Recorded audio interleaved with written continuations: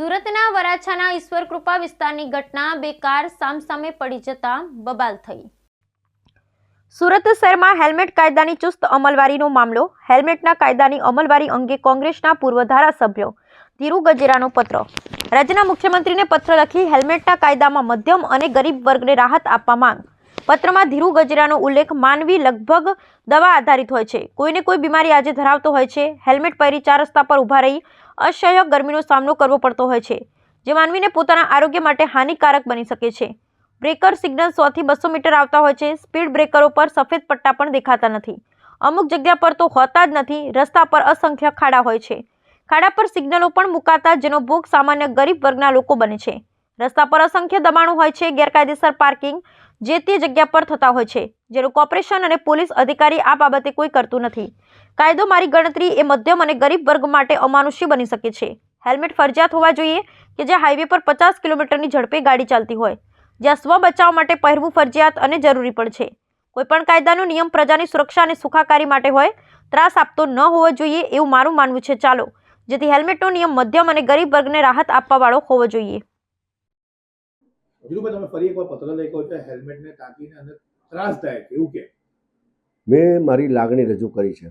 મને હેલ્મેટ એટલે ત્રાસદાયક લાગે છે કે આજના જે મધ્યમ અને ગરીબ વર્ગો પાસે સૌથી વધારે બાઇક હોય છે અને પોતે ધંધે રોજગારી જતો હોય છે, શાકભાજી લેવા, મંદિરે, કોઈ મતલબમાં પોતાના સોશિયલ કામમાં, શ્રદ્ધાંજલિ સ્કૂલમાં, બધી જગ્યાએ તમે એને જવાનું હોય છે।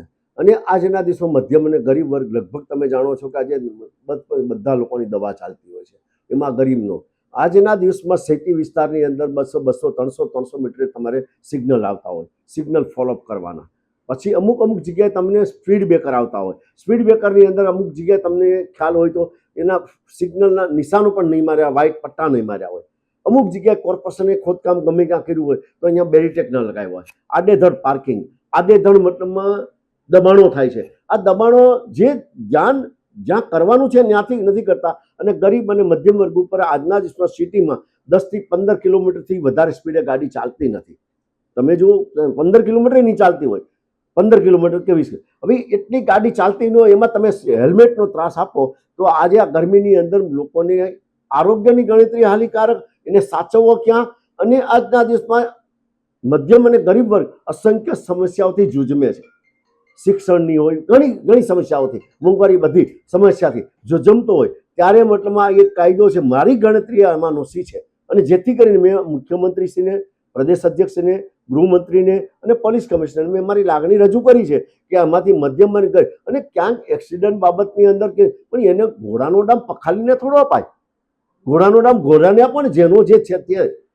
માત્ર ને માત્ર ગરીબ અને મધ્યમ વર્ગ ઉપર હેલ્મેટ પરવાથી કાંઈ સમસ્યા નથી જવાની।